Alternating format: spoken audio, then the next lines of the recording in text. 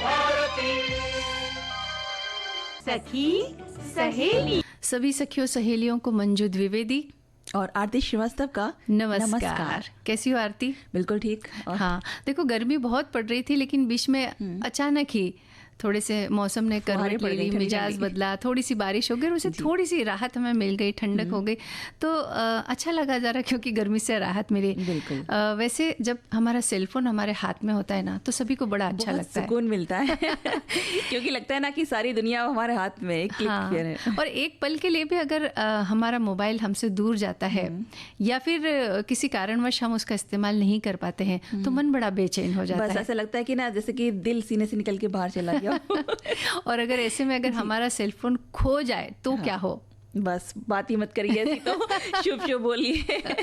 बिल्कुल। देखिए, cell phone जो है आजकल बहुत ही महत्वपूर्ण चीज़ हो गई है। शायद इसके बिना हमारा काम ही रुक जाता है। कुछ भी खोजबीन करनी हो, हमारे फ़ोटो या हम पेमेंट भी ज़्यादातर अपने फ़ोन से ही करते हैं, और बहुत सारी महत्वपूर्ण जानकारियाँ भी उसके अंदर होती है, और इसके लिए हर व्यक्ति ये चाहता है कि उसका सेलफोन हमेशा उसके पास में रहे। सारा जितना भी महत्वपूर्ण डेटा हमारा होता है वो सारा हमारा सेलफोन के अंदर ही रहता है। कभी कभी ऐसा हो जाता है कि हम कहीं भूल जाते हैं, या किसी ने हमारा फ़ोन चुरा लिया, या कोई और वजह होती है, कभी पानी में गिर जाता है तब भी वो ख़राब हो जाता है, तब तो और मुश्किल आ जाती है। लेकिन अगर चोरी हो जाए सेलफोन, तो हमें क्या करना चाहिए? इस बारे में आज हम थोड़ी सी चर्चा करेंगे। और मंजू जी, आज हम बात करेंगे ज़रा याद करो कुर्बानी के अंतर्गत। हम आज बात करेंगे यतीन्द्रनाथ मुखर्जी के, जो उन्होंने अपने क्रांतिकारी उन्होंने जिस तरह से अपना समर्पण किया, जिस तरह से उन्होंने योगदान दिया हमारे देश की आज़ादी में, उसके ऊपर हम चर्चा करेंगे। और साथ ही हम बात करेंगे आदत की, आराम तलबी की, जो आदत होती है हमारे अंदर उसकी, जिसकी वजह से हम बहुत परेशान भी हो जाते हैं, और जिसकी वजह से हमें बहुत सी चीज़ें भी झेलनी पड़ जाती हैं, जैसे कि फ़ोन खोना भी आराम तलबी की आदत। जहाँ बैठे वहीं छोड़ दिया फ़ोन और कुछ सोचा नहीं, उठ के चल दिए। हाँ, और ये आराम तलबी की जो आदत है, ये सेलफोन की वजह से भी हुई है कि हम बैठे रहते हैं और बस इस्तेमाल करते रहते हैं, घंटों निकल जाते, पता ही नहीं चलता कि हम कितनी देर से फ़ोन हाथ में लिए हुए बैठे हुए, और यही आदत हो जाती है कि उसके बाद जब उठ करके कोई काम करना होता है तो बड़ा आलस आता है। बस ऐसा लगता है ना, हम जहाँ बैठे हैं वहीं पे हमें सारी चीज़ें मिल जाएं, बस हम वहीं पे बैठे रहे अपनी जगह पे। बिल्कुल। तो ये विषय होंगे आज हमारी बातचीत के, लेकिन सबसे पहले हम याद करते हैं महान स्वतंत्रता सेनानी वीर सावरकर को, जिनकी आज जयंती है। स्वतंत्रता संग्राम में उनका जो योगदान रहा, उसे बिल्कुल भी भुलाया नहीं जा सकता है। कितने कष्ट उन्होंने सहे, लेकिन आज़ादी की जो एक आस थी मन में, उसे उन्होंने बिल्कुल भी बुझने नहीं दिया। बिल्कुल। और ऐसे क्रांतिकारी हैं जिनकी वजह से आज हम इस स्वतंत्र भारत में बैठे हैं। तो इन जो भी स्वतंत्र जो भी क्रांतिकारी रहे हैं, उनको श्रद्धांजलि देते हैं और श्रद्धापूर्वक नमन करते हैं। बिल्कुल। आरती, सबसे पहले बात करते हैं कि जब सेलफोन हमारा चोरी हो जाए तो हमें क्या करना है। तो आज के समय में सबसे ज़रूरी चीज़ है मोबाइल। हमारा सारा ज़रूरी डेटा, सारी जानकारी इस छोटे मोबाइल में भरी होती है, इसीलिए हम फ़ोन को लेकर अक्सर ही बहुत सतर्क होते हैं। लेकिन फिर भी कभी जब कुछ ऐसी घटना हो जाए और हमारा फ़ोन खो जाए, तो हम कुछ ज़रूरी कदम उठा सकते हैं। जैसे अगर एंड्रॉयड फ़ोन है तो क्या कर सकते हैं, ये जान लेते हैं। तो फ़ोन के खोते ही हम सोचने लगते हैं कि सिम को कैसे लॉक करें। तो बेहतर होगा कि सबसे पहले जान लें कि एंड्रॉयड स्मार्टफोन में ट्रैक माई फ़ोन का जो फीचर होता है, जो डिवाइस मैनेजर से मिलता है, इसका प्रयोग करना है। इस फीचर का उपयोग लैपटॉप, कंप्यूटर या किसी भी दूसरे मोबाइल से हम कर सकते हैं। बिल्कुल। पहले हम उसको खोजने की कोशिश कर सकते हैं, और उसके बाद अगर हमें लगता है कि अगर हमें पूरा कंफर्म है कि नहीं मिलने वाला, तो फिर हम उसको लॉक करवा सकते हैं। तो एंड्रॉयड फ़ोन के इंस्टॉल के समय हम गूगल आईडी डालते हैं और उसी वक्त ट्रैक माई फ़ोन एक्टिव हो जाता है। फ़ोन की सेटिंग में जाकर सिक्योरिटी में इसे देखा जा सकता है, और चोरी हुए फ़ोन को ट्रैक करने के लिए किसी लैपटॉप या कंप्यूटर पर गूगल में जाकर ट्रैक माई फ़ोन लिखकर हम सर्च करेंगे, तो सबसे पहला विकल्प गूगल डैशबोर्ड का आएगा। यहाँ हमें उसी अकाउंट से लॉगिन करना है जिसे हमने चोरी हुए फ़ोन में लॉगिन किया हुआ है, जो उसे जोड़ा हुआ है हमने से। हमें फ़ोन जो ट्रैक है उसका ऑप्शन मिल जाएगा, साथ ही लास्ट लोकेशन भी मिल जाएगी। डिवाइस मैनेजर से लॉगिन करने पर लैपटॉप पर गुम हुए चोरी हुए फ़ोन पर रिंग का ऑप्शन आएगा। हम इस पर रिंग भी कर सकते हैं। अगर किसी के पास मानो पहुंच गया या भूलवश पहुंच गया, तो वो अगर वो देना चाह रहा है तो हम उस चीज़ को अपने रिंग करके उससे कह सकते हैं कि भाई हमें वापस कर दीजिए इस जगह पे आके। ये भी हो सकता है। हाँ बिल्कुल। अगर फ़ोन मिलने की संभावना नहीं है तो हमें तुरंत तुरंत डेटा नष्ट करना ज़रूरी है। इसके लिए किसी भी दूसरे डिवाइस से एंड्रॉयड डिवाइस मैनेजर में लॉगिन करेंगे तो सामने ही इरेज डेटा का विकल्प आ जाएगा। इस पर क्लिक करते ही फ़ोन का सारा डेटा डिलीट हो जाएगा। साथ ही गुम हुए फ़ोन का जो पासवर्ड बदलने का भी विकल्प मिलता है। एंड्रॉयड फ़ोन में चोरी हुए फ़ोन पर चेतावनी या मैसेज भी हम दे सकते हैं जिससे आपका फ़ोन वापस मिल सके। और अगर फ़ोन आइकॉन है तो उसे इंस्टॉल करते समय हम उसमें iCloud आईडी भी जोड़ते हैं, जहां फ़ोन चोरी होने पर इस आईडी से लॉगिन करके iCloud डैशबोर्ड का सहारा ले सकते हैं। हम फाउंड माई फ़ोन का ऐप डाउनलोड करके iCloud आईडी से लॉगिन करके लास्ट लोकेशन और लोकेशन हिस्ट्री भी देख सकते हैं। बिल्कुल। और इसमें भी जैसे कि हम आईफोन की बात कर रहे हैं और उसमें iCloud पे सब चीज़ें रहती हैं, तो इसमें भी डेटा डिलीट करने, चेतावनी देने, पासवर्ड बदलने का विकल्प हमें मिलता है। हम फ़ोन के साथ सोशल मीडिया है, बैंक अकाउंट है, जैसे व्यक्तिगत महत्वपूर्ण जानकारियों को लिंक करते हैं तो उन्हें भी हम उन्हें जो हम लिंक किया हुआ है पहले से, तो उन्हें अनलिंक करना बहुत ज़रूरी होता है। एंड्रॉयड फ़ोन हो या आईफोन, सभी में हमारे ईमेल अकाउंट से ही गूगल ड्राइव सहित कई दूसरे अकाउंट होते हैं, उसको हम अनलिंक कर सकते हैं। चाहे कोई भी फ़ोन हो, ज़रूरी नहीं कि एंड्रॉयड ही है, और आईफोन में भी ऐसा कर सकते हैं। तो एंड्रॉयड में जब हम किसी पीसी या लैपटॉप से ईमेल लॉगिन करेंगे तो साइड में जो फोटो आता है तो हम उस पर क्लिक करना है हमें उस पर, और उस पर प्रोफाइल और प्राइवेसी का विकल्प आता है तो उसे ओपन करें। एक्टिविटी पेज खुलेगा जहां से सभी अकाउंट्स और एक्टिविटी में जाकर लिंक हुए जितने भी अकाउंट्स हैं आप उनको अनलिंक कर सकते हैं। बिल्कुल।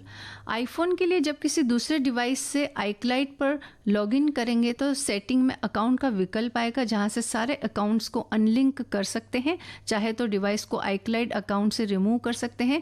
आइकॉन पर ये काम कर रहे हैं तो सेटिंग में हमें अपना नाम दिखेगा, उस पर क्लिक करें, वहाँ डिवाइस की लिस्ट आ जाएगी और वहाँ हमें उस डिवाइस से फाउंड माई फ़ोन को ये अनचेक करना है और फिर कनेक्टेड डिवाइस को रिमूव करना है। इस तरह प्रक्रिया पूरी होगी। बताए गए सभी स्टेप्स के बाद हमें अपने सभी अकाउंट्स का पासवर्ड बदल देना है। iCloud, ईमेल, सोशल नेटवर्किंग और बैंकिंग अकाउंट्स का पासवर्ड भी हमें बदल देना है। वैसे ये जो इतनी प्रक्रिया है ना, अभी जब हम बोल रहे हैं तो शायद इसे याद रखना बहुत ही मुश्किल होगा, लेकिन इसका थोड़ी सी प्रैक्टिस आप पहले से कर सकते हैं। ये चीज़ आप कर सकते हैं ना। एक तो सबसे पहली चीज़ है कि आईफोन के अंदर जो भी चीज़ें सेव होती हैं iCloud में रहती हैं, तो उसको आपको, अगर हमने किसी दूसरे फ़ोन या लैपटॉप से, हमारा फ़ोन खो गया मान लीजिए, हमने किसी दूसरे फ़ोन से या लैपटॉप से या किसी और के चीज़ कंप्यूटर से हमने इसमें लॉगिन किया है ताकि हम उसमें देख सकें, उसे अनलिंक कर सकें, तो फिर हमें उसको अनचेक भी करना है ताकि वहाँ से भी वो चीज़ें हट जाएं।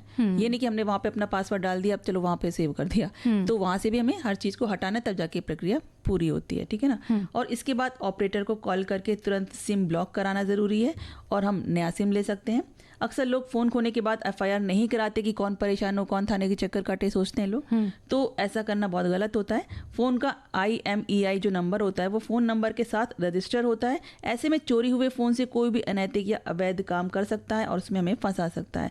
तो फ़ोन की एफआईआर में फ़ोन का जो IMEI नंबर होता है उसे ज़रूर डालें। आप इसको नोट करके भी आप रख सकते हैं अपने पास, और जितने भी आपके पासवर्ड्स हैं उसको भी आप वैसे भी आपको सिक्योरिटी के लिए आपके पास रहना चाहिए ताकि आपको याद आ जाए उस समय, क्योंकि बहुत ज़्यादा जब हम घबराहट में होते हैं ना तो कोई चीज़ आती नहीं है ध्यान में, तो आप अपने पास एक ऐसी चीज़ रखिए जिसमें आप उस चीज़ को, पासवर्ड को या ये जो नंबर है, इन सब चीज़ों को, आप ज़रूरी चीज़ों को आप रख सकें उनके पास, ताकि ये हमें अगर हम देंगे नंबर तो हम खुद सिक्योर रहेंगे और सिम आपका ब्लॉक हो जाएगा। फ़ोन खोने के बाद भी आपको कोई परेशानी नहीं होनी, इतना घबराना नहीं है, क्योंकि ये बहुत ज़्यादा वैसी प्रक्रिया नहीं है। आराम से आपका फ़ोन ना भी मिले तो भी आपका डेटा आप अपने आप उसको ख़त्म कर सकते हैं, इरेज कर सकते हैं, जिससे कि कोई भी परेशानी नहीं होने वाली है। आपका जो डेटा है वो किसी दूसरे के पास नहीं जाएगा और आप उसको नष्ट कर देंगे, या आप उस चीज़ को अनलिंक करके अपने सोशल मीडिया को, हर चीज़ को सेव कर सकते हैं। बिल्कुल। और फ़ोन खोने के बाद सबसे पहली चीज़ जो होती है वो घबराहट होती है, या हम परेशान हो जाते हैं, हमें समझ नहीं आता कि अब क्या करें, क्योंकि व्यक्ति इसलिए घबरा जाता है क्योंकि उसकी बहुत सारी पर्सनल जो चीज़ें होती है, बातें होती है, वो फ़ोन के अंदर होती है,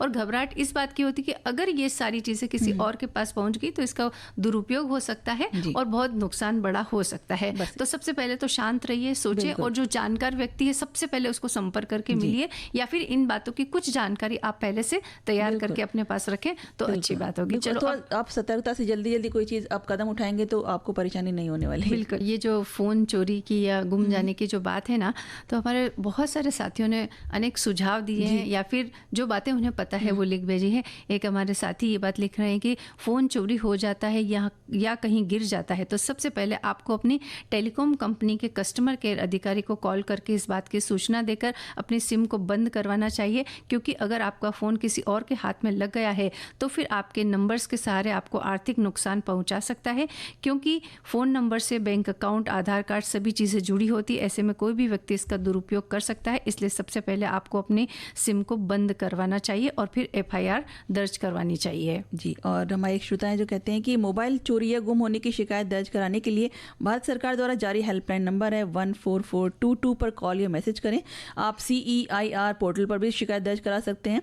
अपने सेवा प्रदाता को कॉल करें, अपने नेटवर्क सेवा प्रदाता को तुरंत कॉल करें और अपने सिम कार्ड को ब्लॉक करवाएं। अनधिकृत उपयोग को रोकें, इससे आपके फ़ोन का अनधिकृत जो उपयोग है वो रोका जा सकता है। और अपने नज़दीकी पुलिस स्टेशन में जाकर FIR दर्ज कराएं। और एक साथी ये बात लिख रहे हैं कि सबसे पहले तो आप घबराएं नहीं। घबरा जाते हैं और फ़ोन की चोरी होने के बाद से जारी करता है वो हम घबराहट के मारे उठा ही नहीं पाए, सबसे पहला कदम नहीं उठा पाते।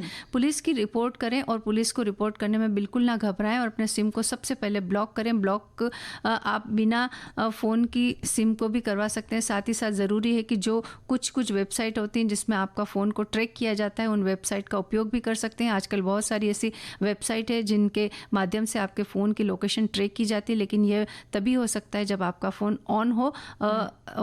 ऑन तब तक नहीं हो सकता जब आपका फ़ोन स्विच ऑफ हो या ये सारे कदम उठाकर अपने खोए हुए फ़ोन को ढूंढने में आप एक कदम और बढ़ा सकते हैं। बिल्कुल। और एक श्रोता लिखते हैं कि जी हाँ, आप देखिए ना, पहले फ़ोन लैंडलाइन हुआ करते थे, ना खोने का डर ना लूटने का भय। ये आजकल के बढ़ते सुविधाओं का ही परिणाम है कि फ़ोन तो फ़ोन, लुटेरे ATM तक, मशीन तक लूटे ले जा रहे हैं। खैर, अच्छाई और बुराई हर समय रहती ही है और रहती रहेगी। ऐसे में हमें सावधानी बरतनी है। इसलिए आजकल लाख रुपए के फ़ोन आ रहे हैं और वहीं फ़ोन खो जाए तो खोने पर सबसे पहले फ़ोन के डिब्बे को सुरक्षित रखें और रसीद को निकाल कर फ़ोन का विशिष्ट नंबर ज्ञात कर पुलिस को एक FIR दर्ज कराएं, जिससे कि जो साइबर क्राइम ब्रांच से सर्विलांस नंबर पर वो जो नंबर है वो फीड करके खोजा जा सकता है। इसके लिए आजकल घर बैठे ही किसी अन्य मोबाइल से जानकार लोग शिकायत दर्ज करा सकते हैं। ऐसी सुविधा आजकल के इंटरनेट युग के ही परिणाम से है। और एक साथी ये भी लिखते हैं कि आजकल स्मार्टफोन महज लोगों से कनेक्ट होने का जरिया नहीं रह गया है। इसमें आपके कई ज़रूरी डॉक्यूमेंट, आपके प्राइवेट फ़ोटो और ऑनलाइन बैंकिंग से जुड़ी डिटेल तक रहती है। ऐसे में फ़ोन चोरी या गुम होने पर आप अपना सारा डेटा, बैंक डिटेल्स और बहुत कुछ खो देते हैं, जिससे आपको काफ़ी परेशानी का सामना करना पड़ता है। अगर आपका फ़ोन चोरी हो जाता है तो ऐसे कंडीशन में सबसे पहले आपको FIR दर्ज करवानी चाहिए। जी बिल्कुल। और एक हमारे श्रोता है जो कहते हैं कि बड़ा ही सतर्क मुद्दा उठाया है। मोबाइल खोने पर इंसान बौखला जाता है, उसकी सारी दिनचर्या, डायरी उसी में होती है। एक बार उनके अपने नाना जी के बारे में बता रहे हैं कि एक बार हमारे नाना जी बस में सवार थे कि वो कीपैड मोबाइल रखते थे और बस में ज़रा भीड़ थी, अपना फ़ोन ऊपर वाली जेब में रखा था, वो गिरने से खो गया और घर आकर हमारी नानी को इत्तला किया था। हमारे पिताजी का भी कई बार फ़ोन खो चुका है, बता रहे हैं। और फ़ोन चोरी हो जाए या खो जाए तो तुरंत कुछ कदम उठाने चाहिए। आपके फ़ोन में GPS या लोकेशन सर्विस चालू है तो आप अपने फ़ोन को लॉक करने की कोशिश कर सकते हैं। अपने फ़ोन को रिमोटली लॉक करें ताकि कोई भी आपके डेटा तक न पहुंच पाए। अपने टेलीकॉम ऑपरेटर से संपर्क करें और अपने सिम कार्ड को ब्लॉक करवाएं। यानी कि लगभग वही बातें हमारे बहुत सारे और श्रोताओं ने भी लिखी है। जी, तो इसी तरह से लिखते हैं कि हमारी एक श्रोता है जो लिखती हैं कि हम ज़्यादातर अकेले कहीं जाते नहीं, विवाह समारोह में जाते हैं तो साथ में जाते हैं तो उनके पास मोबाइल होता ही है, तो वो फ़ोटो वगैरह निकाल लेते हैं, फिर हमारे मोबाइल पर ट्रांसफ़र कर देते हैं। अगर बाज़ार जाना हो तो वहाँ क्या क्या आवश्यकता है, मोबाइल की पैसे, मतलब वो पैसे नहीं देते, मतलब नगद देती हैं वो, तो हमारे फ़ोन खोने की संभावना बहुत कम होती है। 80 से 90% फ़ोन हमारे नहीं होते हैं। बाज़ार जाते हैं तो ज़्यादातर हम नगद पैसे ही देते हैं, मतलब वो फ़ोन का प्रयोग बाहर नहीं करती हैं। एक साथी लिख रहे हैं कि विश्वास करें या ना करें, हमारे फ़ोन तब भी नहीं खोए थे जब छोटे फ़ोन थे और अब बड़े हैं तब भी नहीं, क्योंकि हम इनको बाहर ले ही नहीं जाते। वही मैंने भी इनके बारे में बताया। जी बिल्कुल। और बहुत सारे लोगों ने हेल्पलाइन नंबर जो है उनके बारे में लिखा है और लगभग यही बातें लिखी कि आपको सबसे पहले तो FIR दर्ज करवाना चाहिए, अपना जो सिम कार्ड है वो बंद करवाना चाहिए और थोड़ी सतर्कता बरतें। जब आप बाहर जाते हैं तो कई बार फ़ोन निकाल करके रख देते हैं, दुकान पर गए, कुछ सामान लेने गए, रख दिया, तो इस तरह की जो बातें बातें, इनका आप ख्याल रखेंगे तो ये चोरी नहीं होंगे, खोएंगे नहीं, और इन सतर्कता से जो है आप अपने मोबाइल को सुरक्षित रख सकते हैं। फिर भी अगर दुर्घटना ये हो जाए तो फिर क्या कदम उठाने, उसके बारे में हमने आपको बताया है। जरा याद करो कुर्बानी, इसके अंतर्गत आज हम बात करेंगे यतीन्द्रनाथ मुखर्जी की। महान क्रांतिकारी यतीन्द्रनाथ मुखर्जी का जन्म 8 दिसंबर 1879 को कुश्तिया में हुआ, जो अब बांग्लादेश में है। जब यतीन्द्र केवल 5 वर्ष के थे तब उन्होंने अपने पिता को खो दिया और अपनी मां की देखरेख में पले बड़े, जो कि एक प्रतिभाशाली कवयित्री थी। अपनी पढ़ाई पूरी करने के बाद यतीन्द्र ललित कला का अध्ययन करने कोलकाता चले गए। यहीं वो स्वामी विवेकानंद के संपर्क में आए, जिन्होंने उनकी विचारधारा को प्रभावित किया। उन्होंने कुश्ती कला को भी सीखा। उन्होंने नियमित रूप से लिखना शुरू किया, जिसके ज़रिए उन्होंने भारत में ब्रिटिश शोषण को बताया और भारतीय राष्ट्रीय सेना की आवश्यकता पर जोर दिया। इस बीच यतीन्द्रनाथ की शादी हुई और उनका पारिवारिक जीवन शुरू हुआ। उनके 4 बच्चे हुए। जी, और यतीन्द्रनाथ जी के जीवन में बहुत ही दुखद क्षण आया जब उन्होंने अपने एक पुत्र को खो दिया, और अशांत मन को शांत करने के लिए वो हरिद्वार की तीर्थ यात्रा पर निकल गए। वहाँ से अपने पैतृक गांव लौटते समय एक खतरनाक आदमखोर तेंदुए की तलाश करते समय उनकी मुठभेड़ बाघ से हो गई, और वो अपने हाथ में खुकरी से लिए हुए थे, जो उससे बाघ को मारने में कामयाब रहे, लेकिन खुद भी गंभीर रूप से घायल हो गए। उनका इलाज करने वाले, उनके शरीर से बाघ के नाखून निकालने वाले सर्जन जो थे वो लेफ्टिनेंट कर्नल सुरेश सर्वाधिकारी ने उनकी बहादुरी से प्रभावित होकर एक लेख प्रकाशित किया, और तभी उन्हें बाघा जतिन की उपाधि मिली, जो उनका नाम पड़ गया, यानी बाघ को मारने वाला। हाँ, यानी बाघ से भिड़ जाने वाले और उनसे संघर्ष करने वाले। इतनी हिम्मत होना भी कोई मामूली बात नहीं है ना। यतीन्द्रनाथ ने ढाका में अनुशीलन समिति की एक शाखा स्थापित करने में महत्वपूर्ण भूमिका निभाई। यहाँ उनकी मुलाकात अरबिंदो से हुई। 1905 में कोलकाता में प्रिंस ऑफ वेल्स के जुलूस के दौरान यतीन्द्र ने अंग्रेज सैनिकों के एक समूह पर हमला किया, जो कि भारतीय महिलाओं के साथ दुर्व्यवहार कर रहे थे। जल्द ही उन्होंने अपनी गतिविधियों का विस्तार करना शुरू कर दिया। दार्जिलिंग और सिलीगुड़ी में अनुशीलन समिति की स्थापना की। इस दौरान ब्रिटिश अधिकारियों से उनकी झड़पें चलती रही। जब ब्रिटिश सरकार ने क्रांतिकारियों को दबाने के लिए दमनकारी कदम उठाए तो प्रत्युत्तर में यतीन्द्र ने भी कार्रवाई की। जी, और यतीन्द्र को अपने लिए खतरा जानकर ब्रिटिश सरकार ने उन्हें जेल भेज दिया। जेल से रिहा होकर उन्होंने बंगाल में घूम कर क्रांतिकारी इकाइयों को पुनर्जीवित करने का काम किया। अब तक उनकी ख्याति देश विदेश में फैल चुकी थी, और अमेरिका और यूरोप में प्रवासी भारतीय क्रांतिकारी उनसे प्रेरित हो रहे थे। अंग्रेजों ने अब भारत के पूर्वी तट को चटगांव से गोपालपुर तक, साथ ही पूरे गंगा डेल्टा को सील कर दिया। साथ ही अंग्रेजों ने छापा मारकर उस जगह को भी अपने कब्जे में ले लिया, जिसे यतीन्द्र ने हथियारों की तस्करी के लिए मोर्चे के रूप में स्थापित किया हुआ था। बिल्कुल, और साथ ही अंग्रेजों ने उस जगह का भी पता लगा लिया जहां यतीन्द्रनाथ अपने साथियों के साथ छिपे थे। 2 दिनों तक यतीन्द्र अपने साथियों के साथ मयूरभंज के घने जंगलों में भागते रहे, लेकिन अंग्रेजों ने उन्हें पकड़वाने पर इनाम घोषित कर दिया था, और स्थानीय ग्रामीणों ने इनाम के लालच में अंग्रेजों को उनके स्थान के बारे में सूचित कर दिया। आखिरकार यतीन्द्रनाथ मुखर्जी को धोखेबाजी के कारण अपने साथियों के साथ एक छोटी सी खाई में मोर्चा संभालना पड़ा। अपने साथियों के बार बार आग्रह के बाद भी यतीन्द्र अपने साथियों को छोड़कर नहीं गए और लड़ते रहे। कुल 5 क्रांतिकारी और अंग्रेजों का सशस्त्र पुलिस दल तीव्र गोलीबारी में ब्रिटिश पक्ष को बड़ी संख्या में उन्होंने नुकसान पहुंचाया। जी, और इस लड़ाई में यतीन्द्र बहुत बुरी तरह से घायल हो गए थे, और 10 सितंबर 1915 को जिस यतीन्द्रनाथ मुखर्जी ने बाघ को अपने हाथों से मार डाला था, अंग्रेजों के खिलाफ लंबी क्रांति का नेतृत्व किया। गोली लगने से वो वीर गति को प्राप्त हुए, और ये बंगाल का शेर सदा के लिए खामोश हो गया। ऐसा एक नायक जिसे पकड़ने निकले ब्रिटिश खुफिया प्रमुख चार्ल्स टिगार्ट ने भी कहा था, हालांकि मुझे अपना कर्तव्य निभाना था, लेकिन मेरे मन में उनके लिए बहुत प्रशंसा है। वो एक खुली लड़ाई में मर गए। टेगोट ने यह भी दावा किया कि यदि यतीन्द्र अंग्रेज होते तो उनकी प्रतिमा ट्रफलगर स्क्वायर पर नेल्सन की प्रतिमा के बगल में होती। नेल्सन एक बहुत ही बड़े उनके फेमस सैनिक थे ब्रिटिश सरकार के, तो उनके लिए बोला था उन्होंने। अच्छा, तो ऐसे जो महान क्रांतिकारी यतीन्द्रनाथ मुखर्जी, उनको हम सादर नमन करते हैं। आदत आराम तलबी की।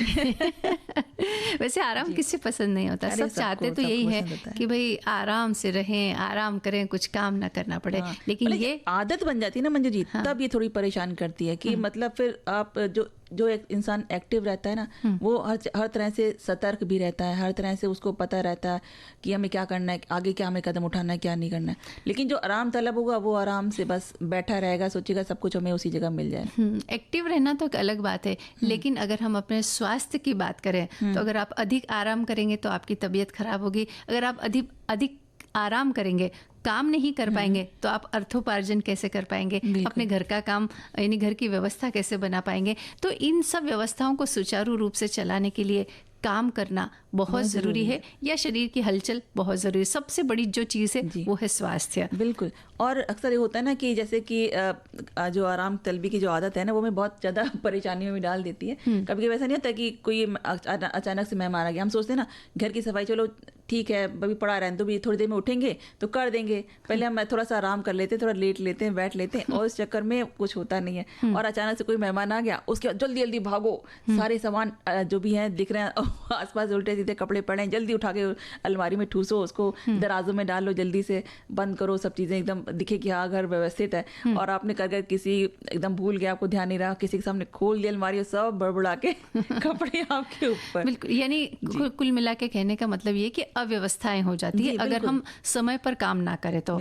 समय पर अगर जल्दी तैयार होकर के काम खत्म करके ना निकले तो हम ऑफिस के लिए लेट हो जाते हैं, स्कूल जाने के लिए लेट हो जाते हैं, या और कहीं जाना है तो उसके लिए हमें देरी हो जाती है।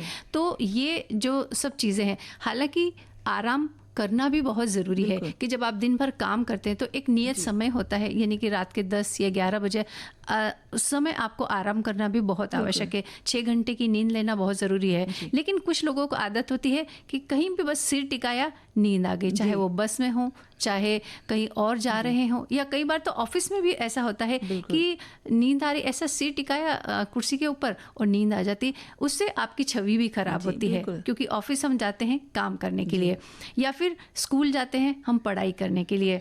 तो ऐसे समय में अगर हम आराम करने की जो आदत है अगर उस समय हमारे ऊपर हावी हो गई तो ये हमारी छवि को भी खराब करती है। और ये परेशानी में डाल देती है ना, जैसे कि हम ट्रेन में बैठे हुए हैं, हम वहाँ पे इसमें सो गए तो पता चला हमारा स्टॉप निकल गया और हम बस, और फिर क्या होता है कि अक्सर हमें फिर पूरा रास्ता वापस से तय करके हमें जाना है पीछे, तो ये बहुत परेशानी का भी कारण बन जाता है। हाँ, और घर में जैसे सामान कुछ खत्म हो रहे हैं, दवाइयाँ खत्म हो रही है, या कुछ ज़रूरी चीज़ है वो भी लाना है, लेकिन आलस की वजह से या आराम तलबी की वजह से हम बाजार नहीं जा पा रहे हैं, तो घर की व्यवस्था है वो भी डगमगा जाती है। और फिर यही अव्यवस्थाएं घर में झगड़े का कारण भी बनती है कि जब बाहर जो लोग गए हैं वो घर में आते कहते अरे हमने तुमको कहा था कि ये चीज़ ला करके रख देना, लाए नहीं, घर में सब्जी नहीं है, फल नहीं है, या और कोई चीज़ खत्म हो गई है वो नहीं है। तो ये घर के अंदर अव्यवस्थाएं जब फैलती हैं तो घर के झगड़े का या अशांति का कारण भी बनती है, और स्वास्थ्य भी खराब होता है ना। कई बार ये जो आराम तलबी की आदत होती है ना, वो हमें लापरवाही में बदल जाती है, क्योंकि ना अक्सर क्या होता है महिलाओं में होता है ऐसा, ऐसे तो सभी में होता है लेकिन महिलाओं में ज़्यादातर होता है ना कि वो कहती हैं कि हाँ अभी सर में दर्द हो रहा है या पैर में दर्द हो रहा है, कहीं दर्द हो रहा है, चलो दिखा लेंगे, थोड़ी देर बाद में दिखा लेंगे डॉक्टर को, थोड़ा सा दर्द ही तो है।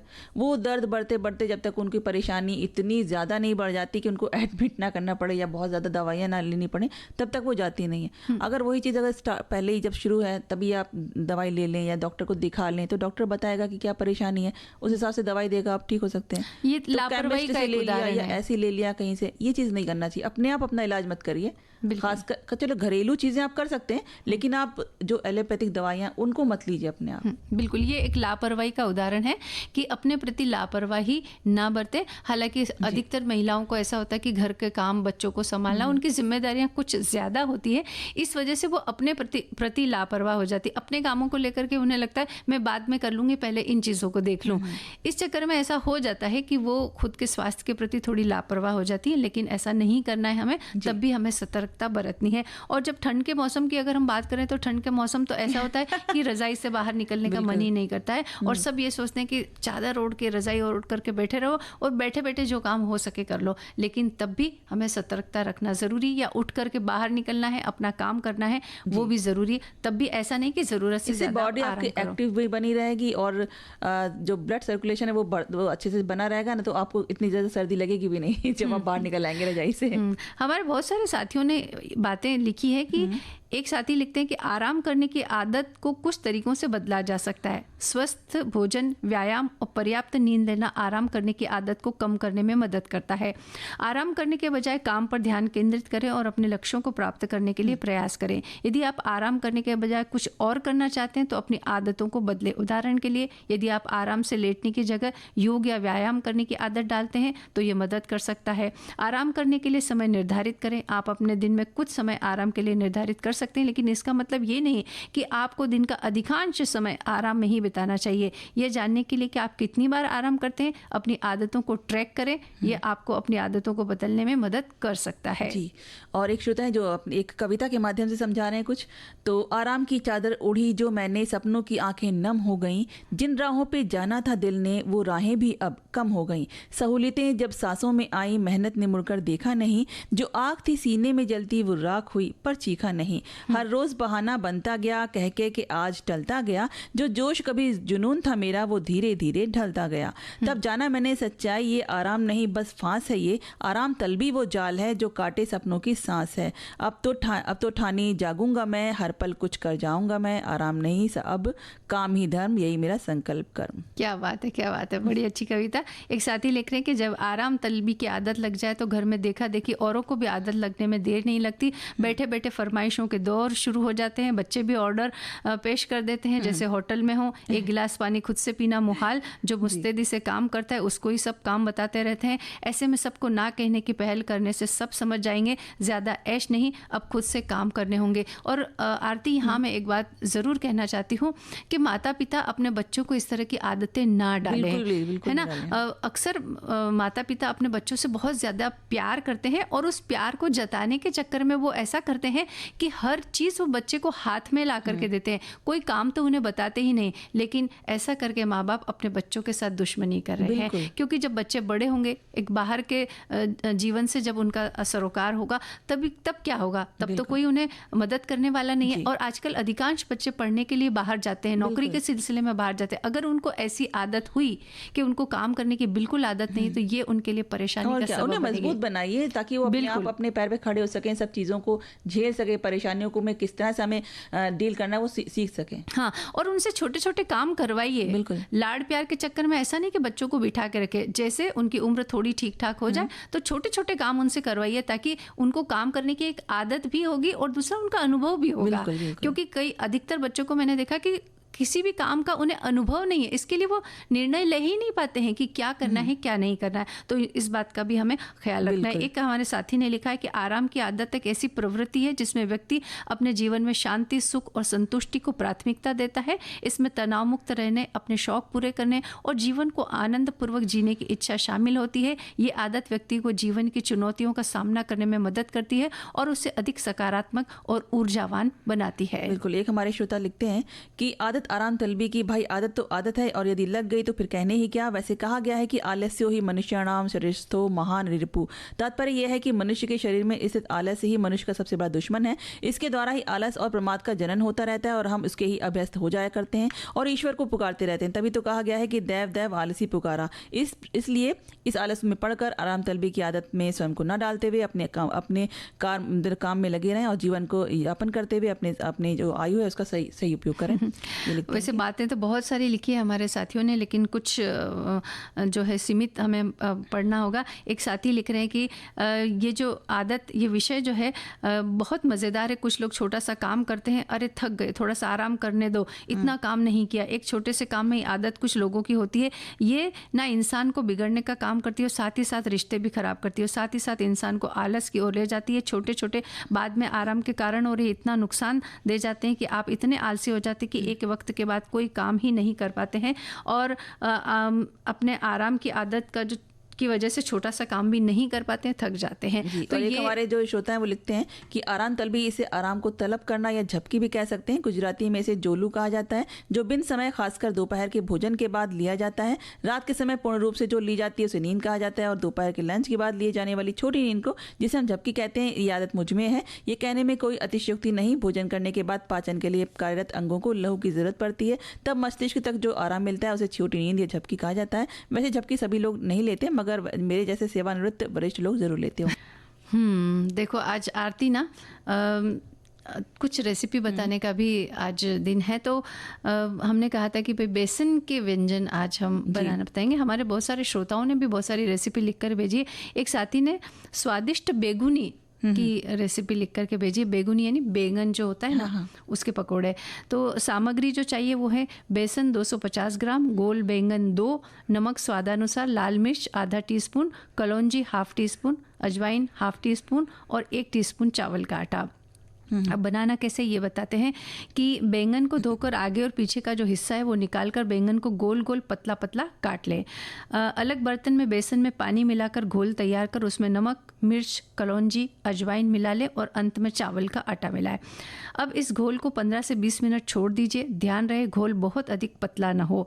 कढ़ाई में तेल गरम करके कटे हुए बैंगन को बेसन के घोल में डीप करके और उसे सुनहरे कलर में फ्राई होने तक उसको अच्छे से तल लें और प्लेट में रखकर हरी पुदीना या धनिया चटनी के साथ सर्व करें। स्वादिष्ट बेगुनी का आनंद लें। यानी एक तरीके से जैसे हम आलू के पकोड़े बनाते हैं उस तरह से ये बैंगन के पकोड़े हैं। लेकिन हाँ, एक बात का ध्यान रखना चाहिए कि जब आप खाते हैं ना इन्हें, तो ऊपर का पोर्शन जो है वो जल्दी ठंडा हो जाता है, लेकिन अंदर बैंगन का जो हिस्सा है ना वो बहुत देर तक गर्म रहता है। तो खाते समय थोड़ी सावधानी बरते। कई बार ऐसा होता है हम ये सोचते कि ठंडा हो गया खाने की सोचते हैं, लेकिन वो जो बैंगन होता है ना वो अधिक गर्म होने की वजह से मुंह में चिपक करके मुंह जलने का खतरा रहता है। तो ये जरा आप ध्यान रखें इस बात का। एक हमारे श्रोता है जो उन्होंने भेजी है रेसिपी की बेसन की चटपटी कचौरी।